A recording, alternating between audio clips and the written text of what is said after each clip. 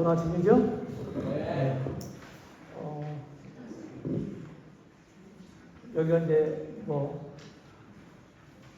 에덴밸리 리조트라고 하는 이름을 가지고 있는 곳인데 또 에덴 동산하고 또 비교해서 이렇게 얘기하는 얘기를 했습니다. 이게 아담이라고 좀 써 있더라고요 앞에. 그래서 왜 그런가 어제 저녁에 생각했는데 여기에 에덴이더라고요. 네, 오늘 이제 세 번째 시간인데 우리 예언의 성경에 있는 예언의 일정표대로 쭉 순서대로 쭉 살펴보려고 합니다. 마지막 시간까지. 휴거가 이제 일어나면 우리는 신약 성도들은 이제 영화롭게 됩니다. 그때부터 항상 주와 함께 있는 거예요. 성경에 아주 중요한 키워드가 뭔가 제가 이거를 생각해 본 적이 있어요. 뭐 어떤 분들은 구속이라고 얘기도 할 거예요. 뭐 그러면 틀린 말이 아니에요. 틀렸다 맞았다 하는 게 아니에요. 근데 가장 중요한 건 저는 임마누엘이라고 생각해요. 임마누엘. 에덴 동산에서부터 시작을 해서 태어나가 살 땅까지 하나님이 우리 인생들과 함께 하시는 걸 아세요. 원래 그렇게 함께 하시기 위해서 우리 사람들을 자기 형상대로 창조를 하셨거든요. 근데 이제 죄가 들어오면서 잘 안 되죠. 구속이라고 하는 것도 사실은 하나님이 우리와 함께 하시기 위해서예요.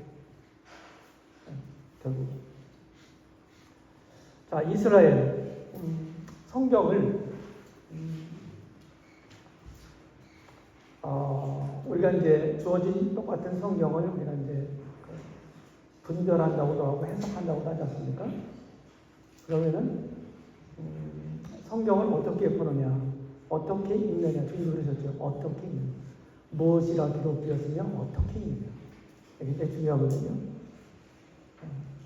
근데 교회 역사 2000년 동안에 많은 이제 해석 학파들이 있었어요. 이런저런 얘기들 다 하고 있는데, 물론 뭐 장점도 있고 안 좋은 것도 있고 그런데, 이제 우리가 이야기를 성경은 우리 인간의 언어로 하나님 마음속에 있었던 그 계시를 사람들의 언어, 사람들이 알아들을 수 있는, 이해할 수 있는 인간의 언어로 기록하게 하셨어요. 그럼 우리 인간 언어는요, 다 언어 법칙이라는 게 있죠. 맞아요? 문법이 있잖아요. 문법 있고 수사법 있고, 그리고 문장을 어떻게 꾸밀 건지 수사법, 이런 걸 통해서 우리가 이제 문장을 구성해서 우리 내용, 우리가 생각하는 것들을 전달하죠. 기록을 통해서. 그러니까 그런 언어 법칙을 유의하면서 성경을 이해해야 되는 거예요. 그게 보편적으로, 아주 보통 평범하게 어떤 글을 이해하는 가장 큰 원칙이에요. 성경도 마찬가지다 하는 거예요. 성경. 그런 원칙 하에서 성경을 이해해야 된다. 이제 그렇게 이해를 하면 이스라엘과 교회는 다르다 하는 결론이 나와요. 어제도 봤지 않습니까? 그거에 대해서 많이 사뭇 달라요. 신앙들이고. 다른 걸 똑같다고 두루뭉실하게 그냥 이렇게 얘기를 하면은 많은 모순점들을 가져요. 서로 조화가 안 되거든요. 그래서 70일의 예언에 대해서 오늘 생각해보면 뭐 70일의 예언이냐 이렇게 얘기할지 모르겠어요. 근데 이걸 한번 공부를 해서 앞으로 전개될 하나님 미래의 어떤 청사진, 미래 사건들 이런 것들이 굉장히 중요해요. 사실 이제 그거를 이렇게 나눠보도록 하겠습니다. 자, 시작하기 전에 이제 시간수를 구하겠습니다. 이게 정확히 몇 시까지죠? 10시 반까지입니다. 1시간 남았네요. 지금부터 반인데. 안 들려요? 네. 뒤에서 안 들립니까? 네. 이걸 빼서 해. 자, 여기가 어디냐면요. 모압 평야입니다. 모압 평야. 요단강 동쪽에 이스라엘 백성들이 40여 년의 광야 여정을 끝내고 여기에 다 지쳤죠. 그렇죠? 근데 모세는 여기까지죠. 우리 이경영님 계신데 CPI 주관으로 이스라엘을 갔던 첫 번째 팀에 저희 부부가 갔어요. 같이 가서 요르단 쪽으로 가서 이렇게 봤습니다. 이제 느고산에서 서쪽을 바라보면서 찍은 이런 사진입니다. 이미지입니다. 올라가니까 이런 게 있더라고요. 이런 거. 그리고 그 민수기 21장에는 그 롯뱀, 그 약간 불뱀 사건, 이런 거, 이런 조형물이 있고, 모세 기념교회라고 하는 이런 게 있어요. 여기 가서, 모세가 이렇게 얘기하죠. 나는 이 땅에서 죽고 요단을 건너지 못하느니와 너희는 건너가서 그 아름다운 땅을 얻으리라. 이렇게 말했어요. 네. 그래서 모세를 생각하면서 제가 느고산 그 정상에서 현장에서 직접 쓰신 모세 사명자의 치유라는 2006년도에 갔었네요. 파란만장한 120회 40년간 꿈꾸고 40년간 훈련받고 40년간 그 꿈 실현 위해 모든 걸 버리고 만난 무릎 쓰며 오직 약속 의지하고 걸어온 세월 백발의 믿음의 사람이에요. 약속의 땅 건너편 산 정상에서 그 심령 가슴 벅찬하니 마음 점여오는 회한 애석한 마음 삼키며 하나님의 뜻 받들어 역사의 뒤안길로 사라지는 순종의 사랑입니다. 형제들의 원망과 불평으로 잠깐 자신을 다스리지 못한 죄, 꿈 이루지 못한 절망이 오히려 뒤의 리더를 통해 보는 찬란한 희망, 형제 탓 돌리지 않고 하나님의 뜻 받아들이는 숭고한 사랑의 사랑입니다. 현장에서 쓴 시인데 모세 마음이 어땠을까? 이런 걸 생각하면서 했습니다. 광야 40년 그 어려운 길을 걸으면서 많은 어려움들이 있었지 않습니까? 근데 오직 약속의 땅 그곳에 하나님 약속하신 그 땅에 이 백성들을 인도해 드리는 것이 그의 사명이었어요. 근데 하나님이 허락하시지 않으셨죠? 괜찮아요. 잘 안 되려면 힘드니까.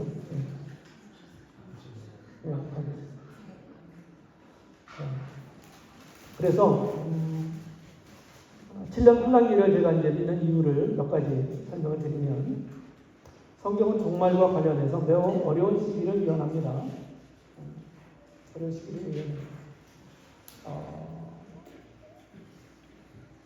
캐톨릭의 중세 암흑천년에서 그 어둠을 걷어내고 찬란한 하나님 말씀으로 다시 빛을 비추려 했던 16세기의 그 개혁자들이 있어요.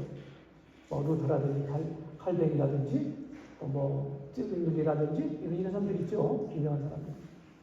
근데 그때 당시에 그들이 엄청난 혁혁한 기여를 했어요. 우리 교육뿐만 아니라 세계사에도 엄청난 영향을 미쳤어요.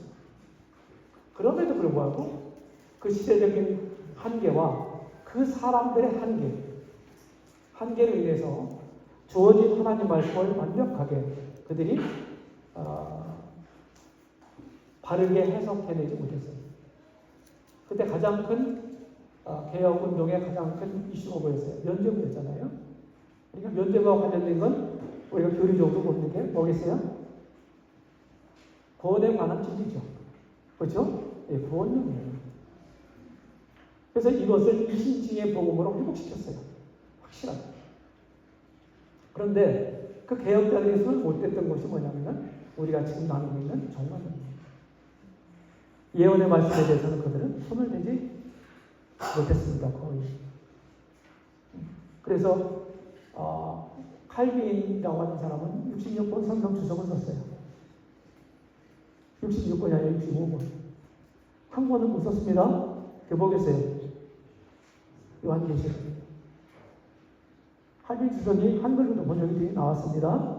그런데 계시록 주석은 없어요. 못 썼어요. 그 당시 그 사람들에게 엄청난 사람들이고 엄청난 기여를 했지만은 그들이 예언의 부분에 대해서는 주님이 빛을 주시지 않았다. 근데 19세기 1800년대 우리 형제들에게 형제운동의 주역들에게 이 빛을 주신 거예요. 그래서 형제운동, 19세기 형제운동은 16세기 개혁운동의 미완의 완성이다. 이렇게 말을 합니다. 모든 예언의 부분까지 성경의 일관된 문자적 해석을 가지고 성경을 해석을 해서 그거를 그대로 그 결과를 믿고 가르치고 전했어요.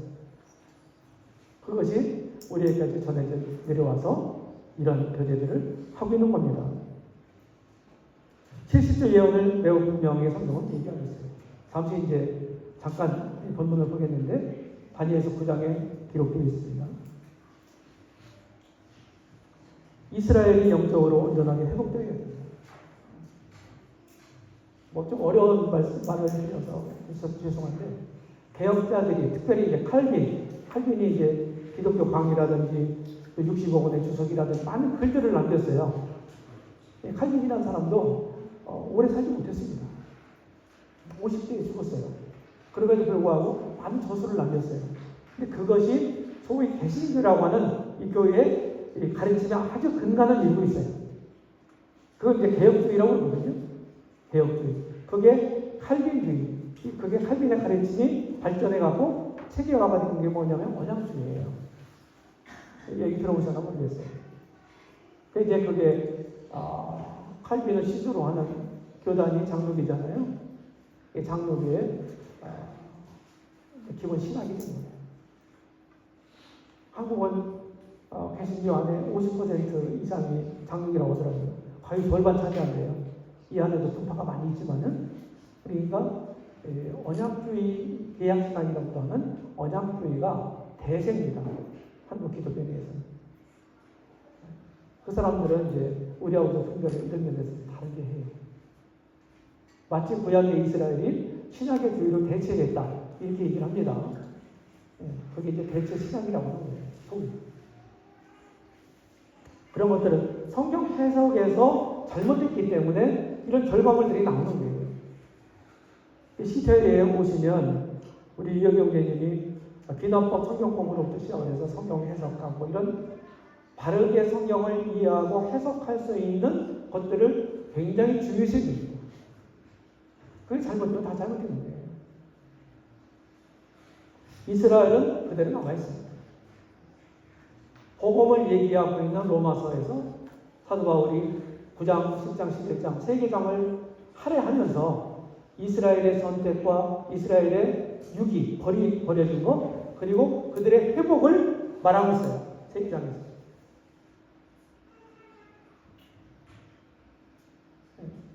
대체 신학을 주장하는 사람들은 말문을 닫습니다. 이렇게 저렇게 해서 영위하면서 두드려 맞춰요. 그렇지 않아요. 이런 것들을 마음에 두시기를 바랍니다. 자, 다니엘서 9장을 좀 펴주세요. 9장 1절에 보게 되면은 이미 이제 바벨론 제국이 페르시아 제국에 의해서 멸망당하고 지금 페르시아 제국 메데 바사 제국이 통치하고 있던 때예요. 다리오가 왕이 됐던 때입니다. 다니엘이 이제 설책을 통해서 여호와께서 말씀으로 선지자 에레미야에게 하신 말씀을 깨달았다. 그 연수를 깨달았다. 에레미야서를 보게 되면 우상 숭배와 하나님께 대한 불신, 반역으로 바벨론 포로가 될 거다. 그렇게 계속해서 경고를 했죠. 바벨론에 대항하지 말고 순종해라. 그래 너희들이 덜 다친다. 그런데 나중에 결국은 계속 반대하잖아요. 히스기야 왕이 나중에 바벨론 왕위에 올라간 시드기야. 나중에 바벨론은 반역하죠. 그러니까 포로 잡혀갖고 눈이 빠지고 다 하잖아요. 그래서 결국은 이제 멸망해요. 예루살렘 완전 성경이 다 불타 없어지고 예루살렘 성이 회파가 됩니다. 그게 주전 586년이에요. BC. 그리고 예레미야서에 보게 되면 또 뭘 얘기했냐. 70년, 너희들이 포로 잡혀가지만 70년 만에 다시 돌아올 거야. 에레미 선지자를 통해서 말씀하셨어요. 지금 이 다니엘이 포로로 잡혀가서 1차 포로 때 BC 605년에 바벨론 1차 침공 때 포로 잡혀가요. 소련 시절에. 그리고 거기서 사는 거거든요. 그러면서 이 말씀을 에레미야서에 읽고 있는 거예요. 왜 70년 만이요? 하나님 우리나라, 우리 고국을 기억해 주십시오. 하면서 동족들을 위해서, 자기 나라를 위해서 지금 회개 기도를 하고 있어요. 이렇게 하니까 하나님께서 가브리엘 천사를 보내서 이제 기도 응답을 주시는 거거든요. 그것이 다니엘 70일의 예언이에요. 그러니까 70년에 70배에 해당되는 70일의 예언. 다시 말해서 하나님의 선민인, 지상 선민인 이스라엘에 대한 하나님의 플랜이에요. 계획표. 이거를 다니엘을 통해서 지금 계시해 주시는 거예요. 근데 그 말씀이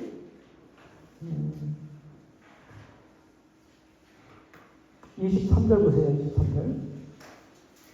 곧 내가 기도를 시작할 즈음에 명령이 내렸으므로 가브리엘 천사가 와서 얘기하는 겁니다. 이제 내게 알리러 왔노라. 그랬어요. 기도를 시작할 즈음. 참.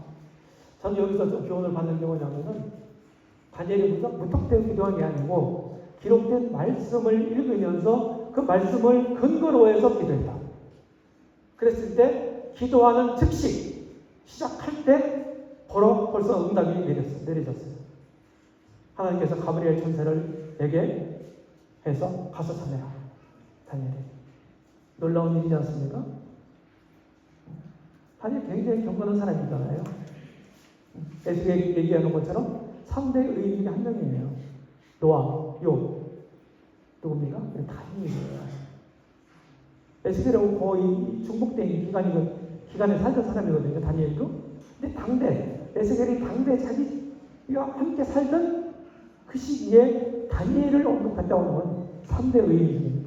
놀라운 일이에요. 다니엘이 그만큼 경건했던 사람. 하나님 마음에 합했던 사람. 여기 보시면 24절에 보면은 내 백성과 내 거룩한 성을 위하여. 내 백성은 다니엘의 백성이 누구예요? 이스라엘이죠. 유태인이죠. 내 거룩한 성 어디예요? 예루살렘 성이죠. 네. 기한을 정했다. 이런 이래로 기한을 정했다.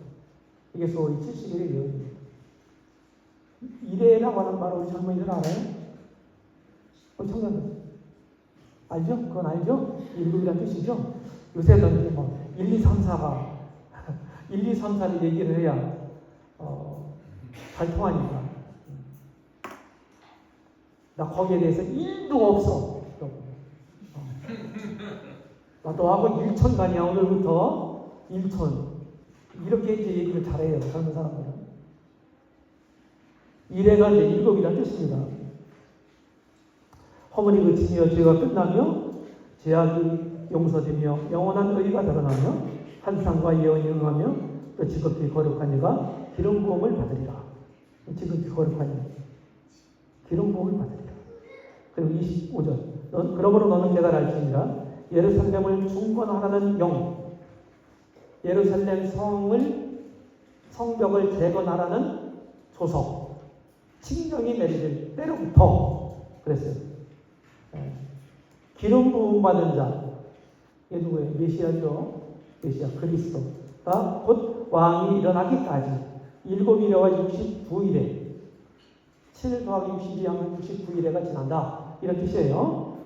네, 그때 이제 이런 일이 생길 거고, 그 다음에 69일에가 지난다. 7일에가 지나고 69일에가 지나고, 그럼 69일에가 지난 거잖아요. 그때에 기름 부음 받은 자가 끊어져 없어진 것입니다. 이건 메시아에 대한 죽음을 예고한 거예요. 메시아에 대한 죽음. 끊어져 없어질 것이며, 그때 장차 한 왕의 백성이 와서 그 성읍과 성수를 무너뜨리거니와 그의 마지막은 홍수에서 휩쓸림 같을 것이며 또 끝까지 전쟁이 있으리니 황폐할 것이 작정됩니다.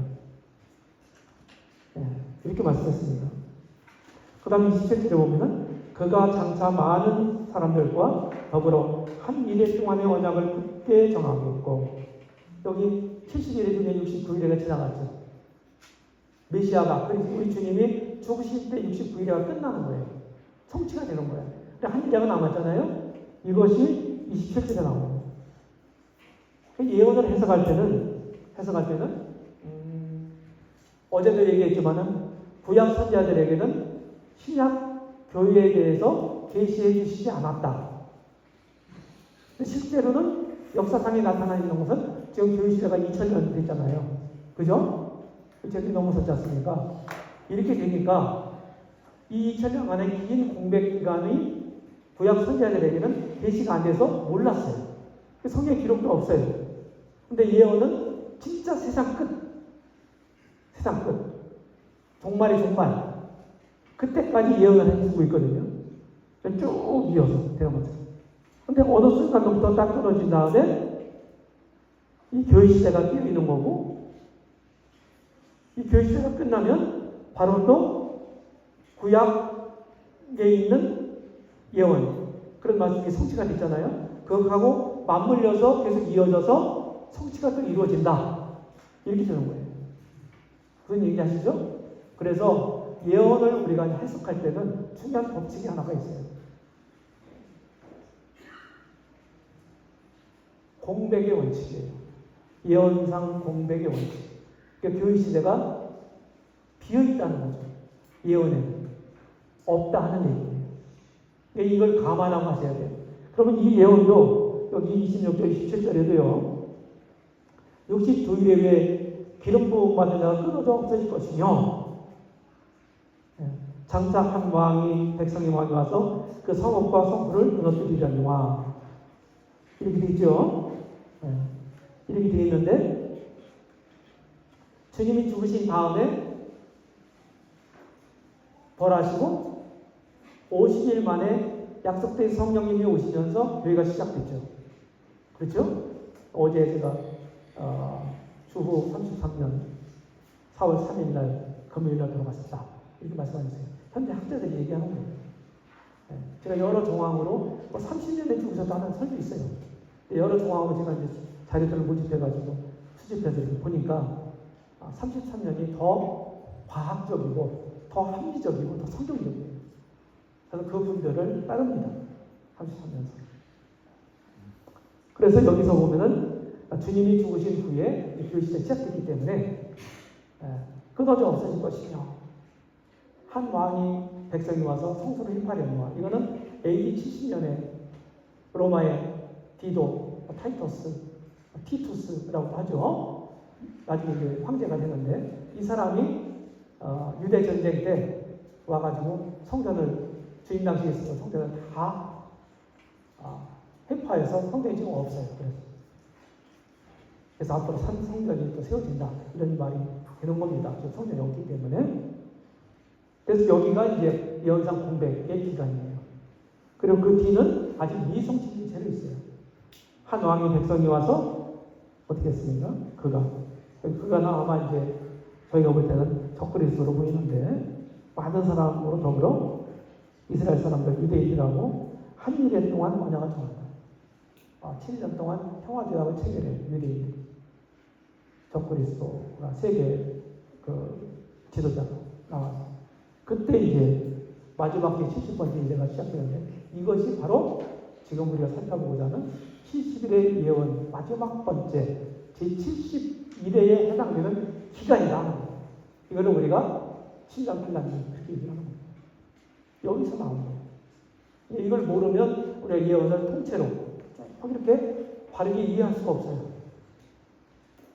환란의 사건들이 우리가 이제 별로 올라가서 내일 이따 보겠지만은, 두 번째 시간에 보겠지만, 상급 심판이 있어요. 그리스도의 심판대. 또 어린양의 후임잔치가 있습니다. 그리고 거기서 주님과 함께 이 땅까지 오는 거예요. 우리가 지상계를 하는 겁니다. 땅 위에 이런 일들이 있는 거고요. 이때 이제 7년 동안에 전쟁이 있습니다. 저는 다른 학자들은 그냥 퉁퉁 이렇게 걸어가지고 큰 전쟁 하나가 있다. 아마겟돈 전쟁이라고 하는 거 있잖아요. 근데 저는 여러 국지전들이 있을 수 있는데 두 가지 중요한 전쟁을 성경이 얘기하고 있습니다. 네, 그것도 잠깐 나중에 말씀드리겠습니다. 구약에 이런 많은 예언들이 있어요. 환란기에 대한 예언, 영적 이스라엘의 고통 귀환과 영적 회복에 대한 거. 이스라엘 사람들이 제사장 나라로서 제사장 나라는 뭐예요? 세계 열방의 대표 국가로서 하나님 앞에서 있는 나라, 그런 역할을 하는 나라거든요. 근데 그걸 약속했는데 그들이 불순종으로 인해서 그 역할을 한 적이 없어요, 제가. 이스라엘. 앞으로 천년왕국에 그렇게 된다. 그러면은 그 역할을 제대로 하려면 이스라엘이 국가적으로 회복이 돼야 되고, AD 70년은 멸망했잖아요. 이스라엘이. 그래서 이스라엘 민족들이 다 세계에 다 흩어져요. 분산이 됩니다. 나라에 있는 서름을 톡톡히 치릅니다. 그건 뭡니까? 약속된 메시아를 배척하고 죽였어요. 그래 거번이 부활해가지고 성천하셨는데도 불구하고 사도들이 그걸 어떻게 합니까? 예수님은 약속된 메시아가 예수고 나사렛 예수고 거번이 죽었다 살아나셨다. 이 부활의 메시지를 강력하게 전파했음에도 불구하고 이스라엘 유대교의 당국자들, 지도자들은 배척했잖아요.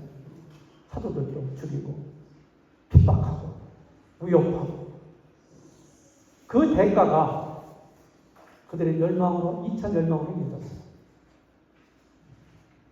그것이 1948년 5월 14일 날 이스라엘이 독립하기까지 약 1800몇 년입니까? 거의 1500년 동안 이들이 나라에 대한 서름을 톡톡히 치는 거예요. 불신의 대가입니다. 제사장 나라가 제대로 되려면 되겠죠. 그들을 다루는 시기가 필요하고 우리가 막 고통당하고 환난되고 어려움 당할 때 그때 어떻게 됩니까? 원망불평할 수 있죠. 그런데 우리는 돌이켜서 내가 잘못한 것이 없나 하면서 영적으로 자신을 돌아보고 영적으로 정화되는 시기. 바벨론 포로 잡혀갔을 때도 우상 숭배와 불신에 대한 하나님의 죄악의 응징으로 그렇게 됐지만은 또 한편으로 자기 백성들을 영적으로 정화시키는 시기였어요. 포로기간. 그리고 돌아보잖아요. 성전 짓잖아요. 성벽도 대건하잖아요. 그렇게 또 성경에는 또 그러지 않습니까? 그 천년왕국에 대한 예언이 많이 있는데 이렇게 많이 있는데 이런 말씀들이 문자 그대로 이루어져야 되잖아요. 구약 성경에 특별히 메시아에 대한 예언이 그냥 한 통으로 되게 이루어져 있어요. 우리는 되게 초림 주님, 재림 주님 이렇게 나눠서 보잖아요. 우리는. 근데 구약의 메시아에 대한 예언이요 그냥 한 문맥 안에 있다고. 그래서 주님 당시의 사람들도 초림과 재림을 구분할 수 없었어요. 왜? 그런 빛이 없었기 때문에. 그러면 초림에 대한 말씀들은 성경학자들이 대부분의 성경학자들은 초림에 대한 메시아에 대한 예언은 문자 그대로 성취가 됐다. 이구동성으로 다 동의돼요. 그러면 같은 문맥 안에서 재림에 관계된 말씀도 문자적으로 성취된다. 이렇게 믿는 것이 굉장히 합리적이고 맞는 거 아니겠어요? 초림은 문자적으로 이루어졌고 재림은 영적으로 이루어지고 재림에 대한 것. 이것이 논리적인 모순이에요. 해석학적인 모순입니다. 그래서 무천연설을 주장하는 사람들은 전부 그런 걸 영에 처리하기 때문에 나오는 거예요. 결과가. 해석학적 오류입니다. 예언상 공백. 선지자들이 초림주님과 메시아와 재림의 메시아를 동시에 봤어요. 그런데 초림과 재림의 봉우리 사이에 거대한 교회 시대라고 하는 이 계곡을 그들은 볼 수 없었던 거죠. 70주 예언에서 본문 분석을 제가 해봤습니다. 24절부터 마지막 절 27절까지 쭉 합니다. 예언 대상이 누구예요? 내 백성. 이스라엘을 가리키는 거 아니에요. 제가 이 자료 다 드려서요. 바로 휴대폰이고 스마트폰에서도 안 깨지고 잘 볼 수 있어요. 잘 참고하시기 바랍니다. 이런 자료를 이렇게 만들려고 하면 시간이 엄청 많이 걸립니다. 근데 쉽게 얻으면 쉽게 가치가 훨씬 더 덜한 거고 쉽게 잊어버려요. 그거는 아시기 바랍니다. 예언 기간 70일이고요. 예언 성격은 백성의 회복입니다. 예언 중심에는 누가 있어요? 메시아가 있어요. 메시아. 그 다음에 예언이 시작되는 건요. 성벽 중건령이에요. 학자들은 BC 445년이다 이렇게 얘기하는 사람들도 있고 BC 아니다. BC 444년이다 이렇게 얘기하는 사람들이 있어요. 근데 최근 학자들은 444년으로 봅니다. 예언 목적은 구속을 완성하고 예언 완성은 성전이 회파된다. 이런 거고 그리고 예언 기간은 한일에 환란기가 아직 남아있잖아요. 성취되지 않은. 결국은 적그리스도가 여기 등장을 하는데 적그리스도가 마지막 한일에 동안 자기 백성과 이 하나님 백성 이스라엘과 한일에 동안 언약을 굳게 정할 거예요. 그러니까 앞으로 나타날 세계 지도자, 영향력 있는 세계 지도자가 이스라엘 사람들하고 많은 분쟁이잖아요. 지금도 하마스와 분쟁이 있고 막 저쪽 강성 아랍과들하고 계속해서 분쟁이 있고 그렇지 않습니까? 이스라엘이. 근데 그런 것들을 다 파괴할 수 있는 평화제라는 겁니다. 근데 그 절반에 가서 파괴될 거라고 그랬어요. 절반. 7년의 절반은 3년 반 지난 다음에 환란 한가운데 그때 파괴가 돼서 그야말로 대혼란이라고 하는 3년 반이 시작됩니다.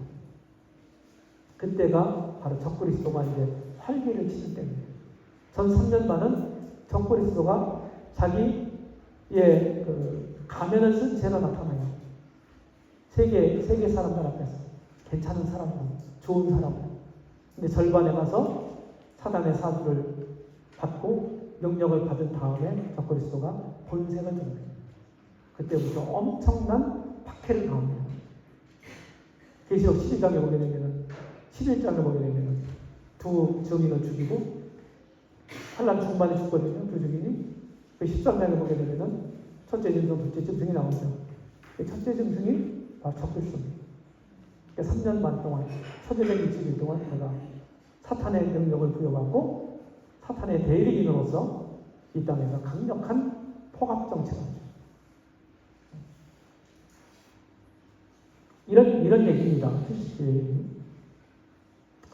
70일의 예언을 가장 먼저 문자적으로 해석을 하고 역사에 적용시킨 분이 누구냐면 우리 모임 형제님이에요. 영국의 로버트 앤더스 이라고 써자가 붙었어요. 우리나라는 이제 앤더슨 경 그러잖아요. 경자가 벼슬경자입니다. 한자로. 근데 써자를 영국에서 붙이는 건요. 혈통상 귀족들에게 써자를 붙인대요. 그리고 혈통상 귀족이 아니라도 국가에 혁혁한 공을 세운 사람들에게 써자를 하사한대요. 근데 앤더슨이 바로 그겁니다.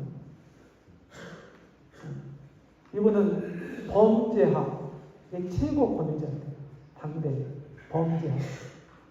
이 형제님이 이제 공무원, 검찰 공무원 이렇게 오래 하셨는데 그 책 쓰신 그 책이 범죄학이라는 책이 마치 교과서처럼 사용됐다고 합니다. 그래서 써자라고 하는 이런 것을 하사받아서 대개 이제 이런 기록물에 남아 있는 거는 서 로버트 앤더슨 이렇게 돼 있어요. 모임이 이분이 다니엘 9장을 문자적으로 일관되게 해석을 해서 이게 우리가 사용하고 있는 연대기 있잖아요. 역사. 여기에다가 언제부터 시작해서 언제까지 됐냐. 이걸 최초로 정리시킨 분이라니까요. 오시던 왕, The Coming Prince라고 하는 책을 이미 쓰셨어요. 앤더슨 선생님. 그 책이 여기 나와요. 이게 이런 겁니다. 이 책이에요. 영문. 네, 그래서 서본들이 썼습니다. 네, 지나가겠습니다. 자, 그런데 뭐 복잡한데 어제는 이제 국어 공부를 했는데 오늘은 이제 산수 공부를 좀 해야 될 것 같습니다. 산수 싫어요? 산수 수학 말고 산수. 왜 그러냐면요. 제 CTI에서 이제 이걸 얘기를 하는데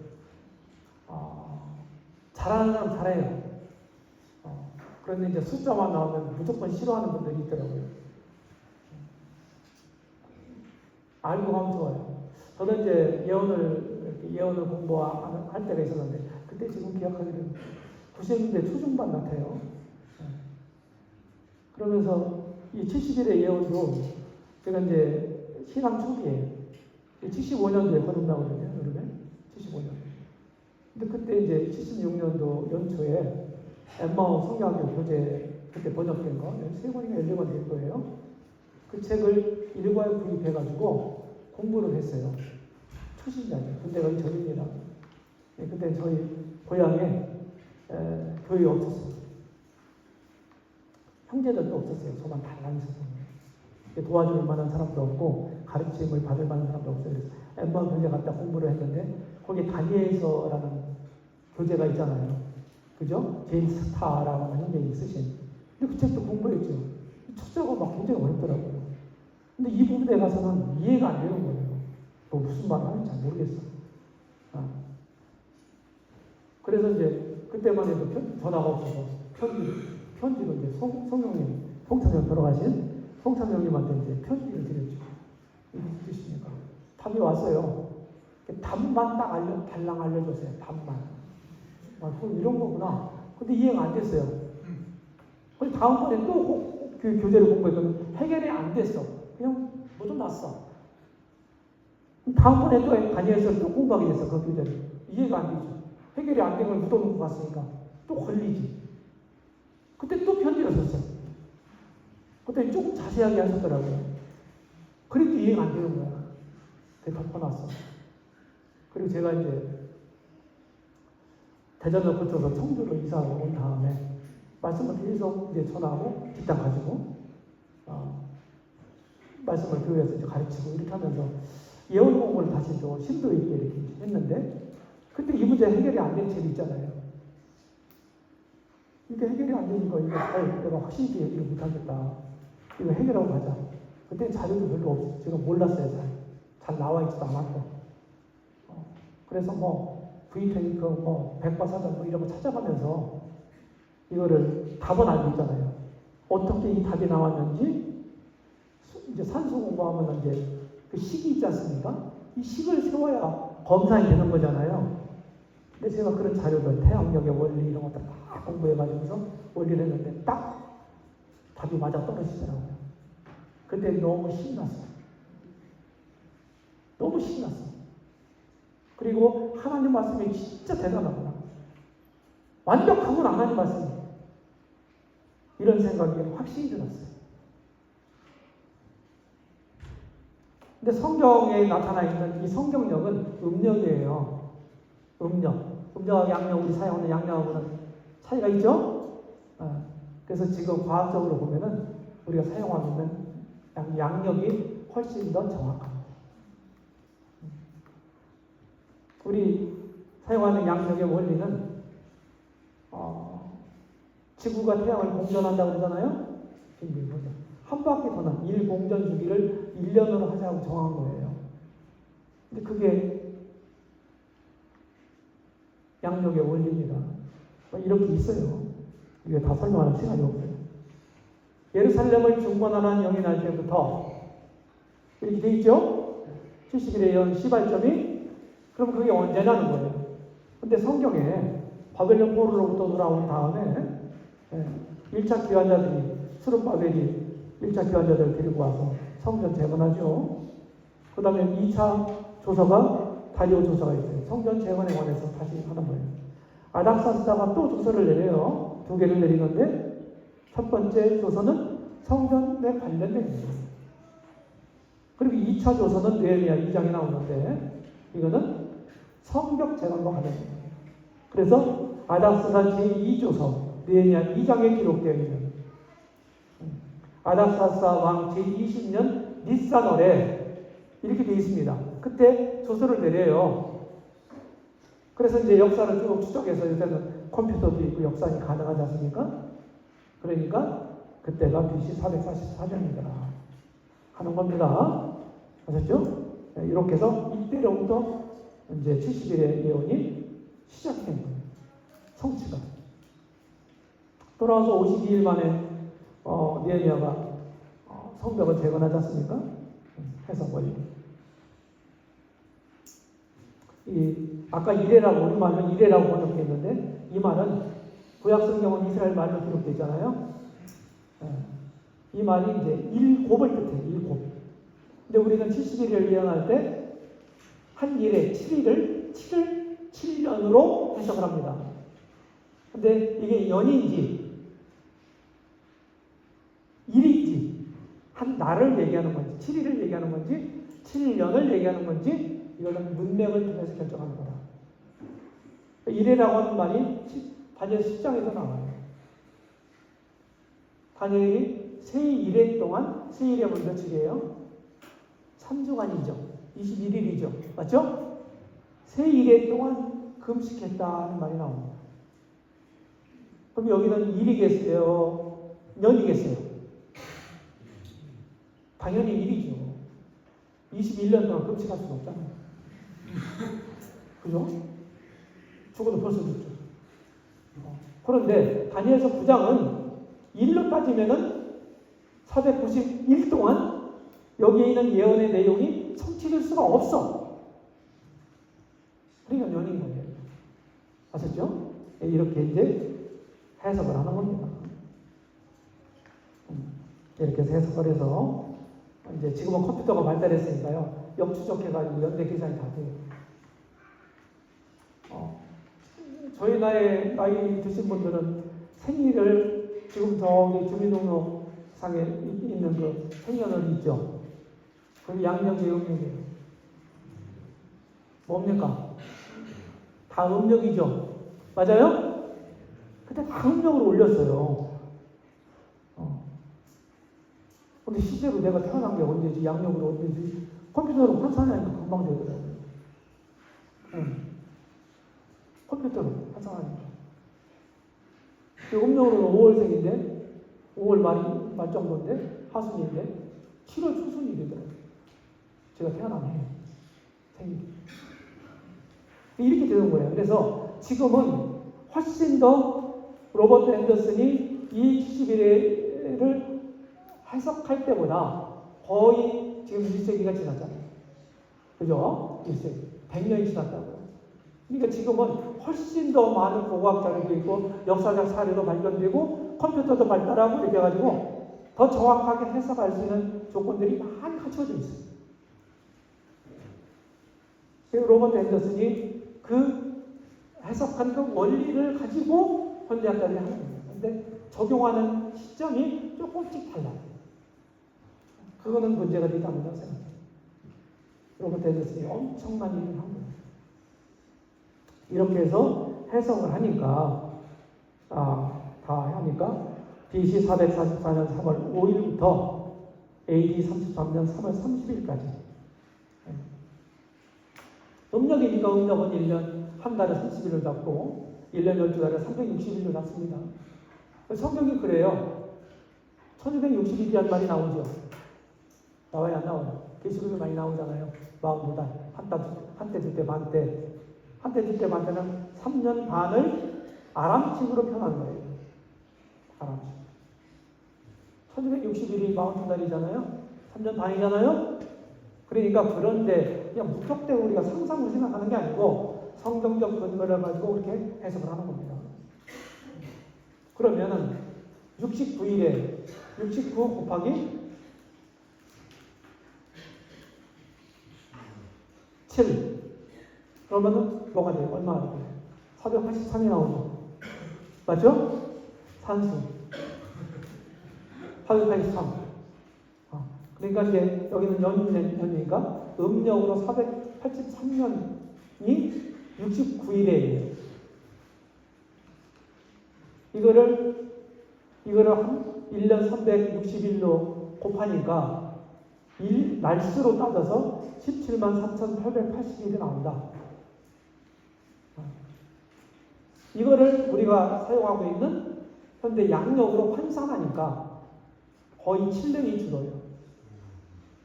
그래서 양력으로 따지니까 음력 483년이 양력 476년 하고 짝들이 이겨나는데 25일이 남는다.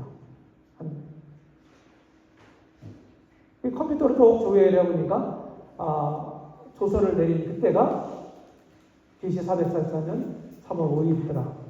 이때로부터 AD 33년 3월 30일. 이때가 언제냐면은 나비탐을 입성할 때예요. 이때까지 꼭 476년 25일이 되더라. 딱 맞았더라고요. 지금 그레고리 기억의 원리를 아까 말씀을 안 드렸는데 치윤법이라는 게 있습니다. 우리 양력 1년 며칠이에요? 365일. 그리고 4년마다 2월달에 하루가 더 쉬어? 맞죠? 그 이유를 아세요? 왜 그런지? 짜투리기를 4년마다 보정하기 위한 거예요. 태양이 지구가 태양을 한 바퀴 도는 걸 1년을 하자 정했죠? 근데 1년이 한 바퀴 도는 시간이 우리가 사용하는 시간으로 얼마 걸리는지 아세요? 365일, 5시간, 48분, 46초래요. 백과사전에 나오는 거예요, 제 기간이. 그럼 약 6시간이잖아요. 맞죠? 하루 24시간이잖아요. 4, 6, 24. 거의 하루잖아요. 그래서 2월 29일을 주는 거예요. 근데 조금 더 두잖아요. 100년 지나니까 이게 또 너무 많이 줬으니까. 사실은 24시간이 다 안 되잖아요. 5시간 48분 36초니까. 그렇죠? 100년 지나니까 오차가 생겨요. 그래서 100으로 나눠지는 해는 2월 29일을 두지 말자. 이렇게 하니까 또 남아. 또 부족해. 그래가지고 더 두자. 400으로 나눠진 해는 그냥 2월 29일을 두자. 이게 이제 치윤법이라고 하는 거예요. 오늘 상식을 하나 가졌습니다. 이렇게 된 거예요. 이런 학자들, 여기에 있는 이 분들이, 이 학자들이요. 제가 이제 가지고 있는 자료를 가지고 본 건데, 전부, 소위 얘기하는 세대주의 학자들이에요. 이제 세대주의 학자들인데, 조금씩 적용시키기가 조금씩 좀 다르죠? 그렇죠? 그런데 현대 학자들, 최근의 학자들, 펜테코스트라든지 달라스 신학 교수였어요. 돌아가셨는데, 몇 년 전에 돌아가셨어요. 그리고 지금 생존해 계시는 옥스퍼드 대학교 교수인 험프리스와 워딩턴이라는 교수가 논문을 발표했어요. 예수님이 십자가에서 죽으신 때가 언젠가. 그거를 논문을 썼어요. 좀 오래되긴 했는데, 83년인가? 네, 83년 12월 달. 유명한 과학 잡지 네이처지에 게재가 됐어요. 거기에 이렇게 말합니다. 근데 이거 가지고 또 다른 성경학자들이 또 반론을 제기했어요. 그리고 거기에 대해 다시 또 재조사해서 이거를 반박 논문을 또 썼어요. 문제없다. 여러 가지로. 그래서 지금 저 같은 경우는 맨 밑에 있는 이런 견해를 따릅니다. 무턱대 따르는 게 아니라 여러 가지 고찰해서 따른 겁니다. 제가 다 읽어봤고요. 이게 리처즈에 나온 논문 표제입니다. 이렇게 되죠, 여기요? 그렇죠? 예수 그리스도가 죽으신 때가 언제냐? 여기 AD 33년 4월 3일 금요일이다. 이렇게 되죠? 이렇게 해서 지금 말씀드린 대로 이렇게 계산해서 나옵니다. 복잡한 것 같죠? 근데 원리가 알면 그렇게 복잡하지 않아요. 자, 간단한 70일의 예언 계산법. 69주에 해당되는 연수 얘기했죠? 날수로 따지면 17만 3,880일.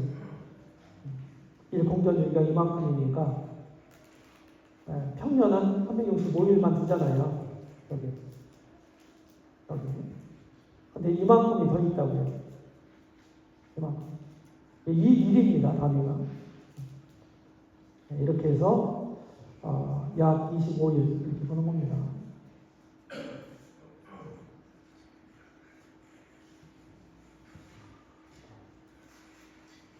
자, 이렇게 이제 정리를 해보면 70주 예언 해석을 정리하면 이렇게 됩니다. 처음에 이제 앤더슨이 계산해서 이렇게 적용이 됐는데, 이걸 문자적으로 해석을 해서 우리가 가지고 있는 역사에 이렇게 적용했다는 것만으로도 굉장한 공헌입니다. 이렇게 안 했다면 아마 그 뒤 학자들이 이런 분별을 못 가졌을 거예요. 근데 현대 학자들이 이렇게 이제 분별해요. 이게 이제 더 여러모로 종합적으로 역사적 또 성경적 또 과학적 이런 자료, 천문학적 이런 자료들을 다 검토한 다음에 검토하면서 논문을 썼더라고요. 이 험프리스 교수가 어디 들렸을까? 굉장히 훨씬 더 신빙성이 있다. 이렇게 이제 보여집니다. 이렇게 해서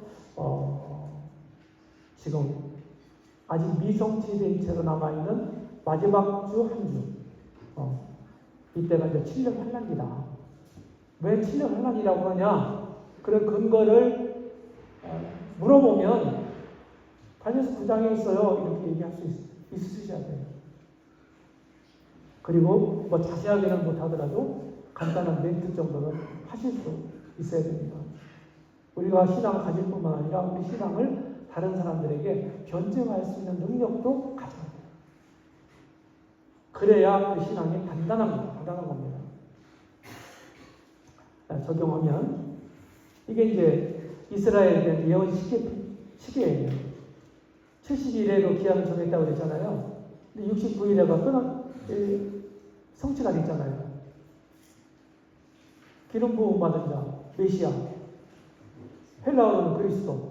그리스도가 죽으셨잖아요. 끊어져 없어졌잖아요. 그때 언제예요? AD 33년이라고 그랬잖아요. 그리고 끝이고 아직 미성취인 채로 마지막 70번째 일에는 남아있어요. 아직. 이게 교회가 휴거된 직후부터 그대로 마지막 성취될 한 일회가 남겨있다. 그게 7년 환란이다. 이렇게 말씀을 드립니다. 이렇게 적용할 수가 있어요. 주전 444년부터 시작을 해서 주전 1년까지 그리고 주후 1년부터 33년까지 이렇게 해서 태양력으로 환산한 연도가 476년이라고 했잖아요. 그렇죠? 444 더하기 33으로는 얼마입니까? 477이 나오죠. 근데 왜 476년이에요? 우리가 셈을 할 때, 수를 셀 때는 0부터 시작하죠. 0, 1, 2, 3, 4, 5, 6 이렇게 나가죠? 근데 연도는 0년이 없어요. 맞아요? BC 1년, 그 다음에가 0년이 아니고 AD 1년이에요. 그러니까 하나를 빼줘야 되는 겁니다. 아셨죠? 네. 쉽죠?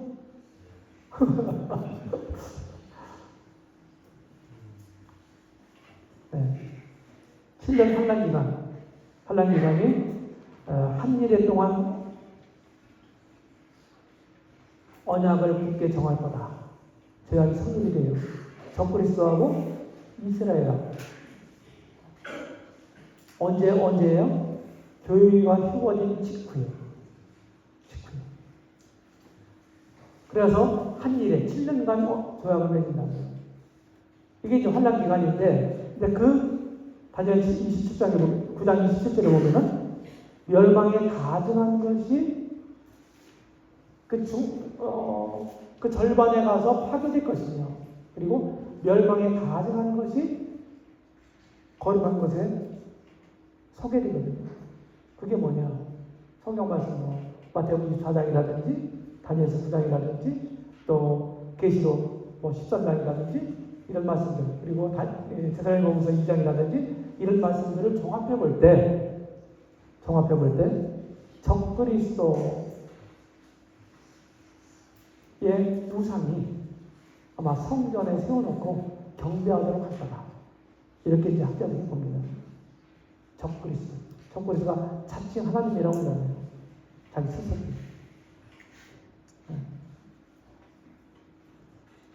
그래서 우리 주님이 말씀하셨어요.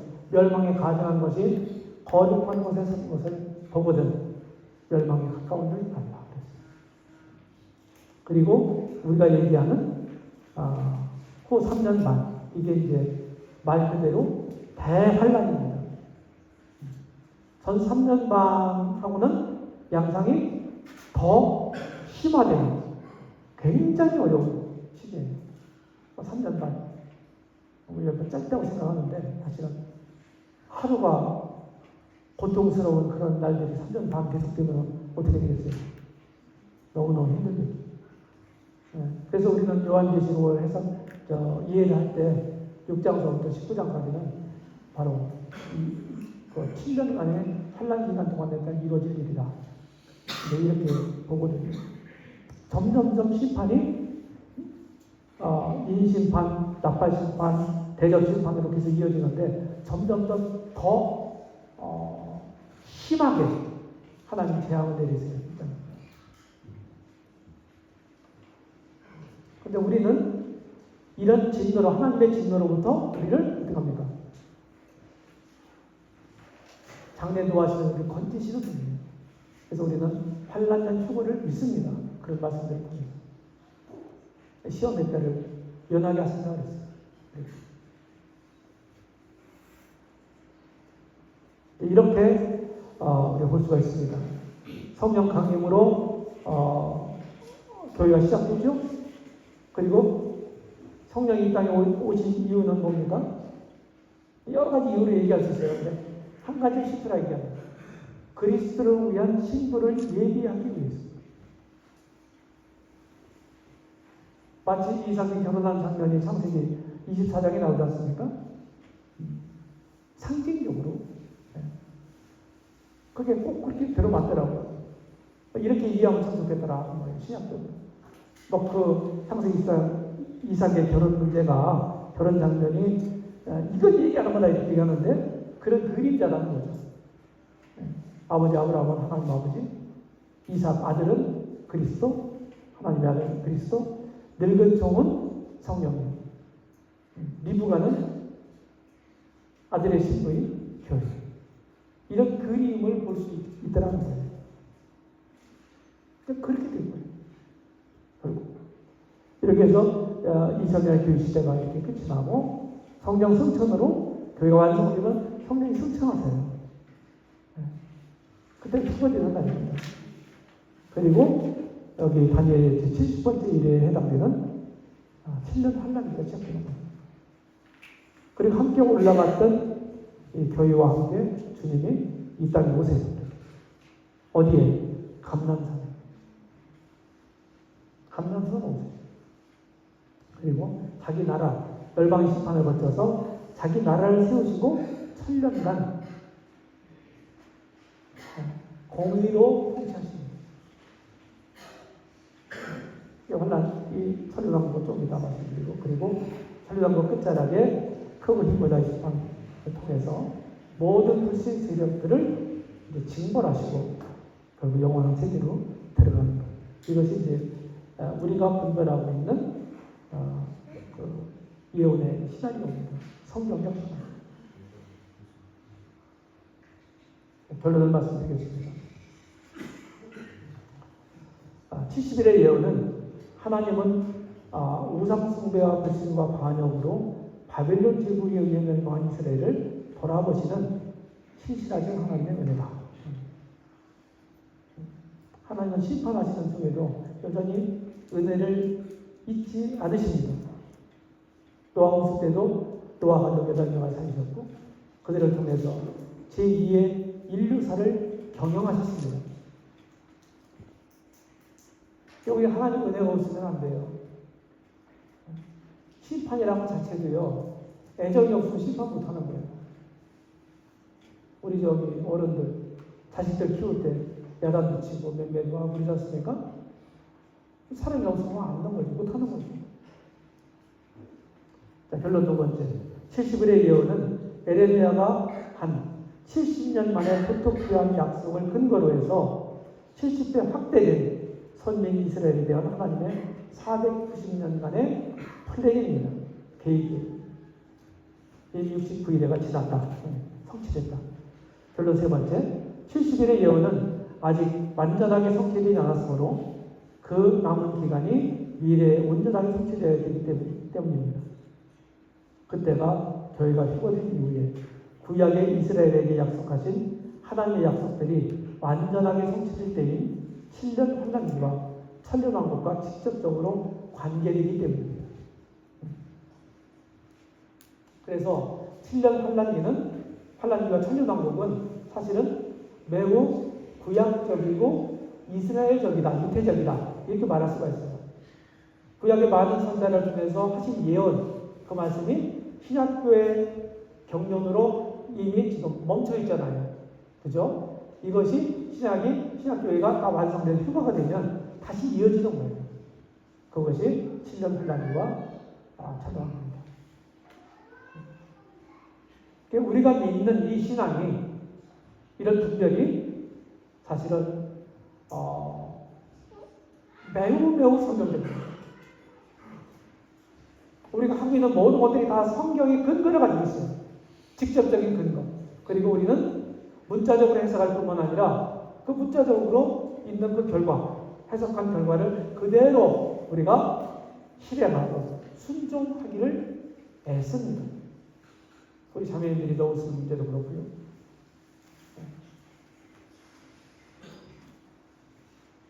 우리는 성경을 절대적으로 믿습니다. 여기에 우리 소망이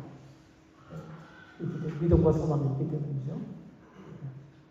이렇게 이해하시고 오늘 이제 세 번째 시간, 첫 번째 시간은 여기서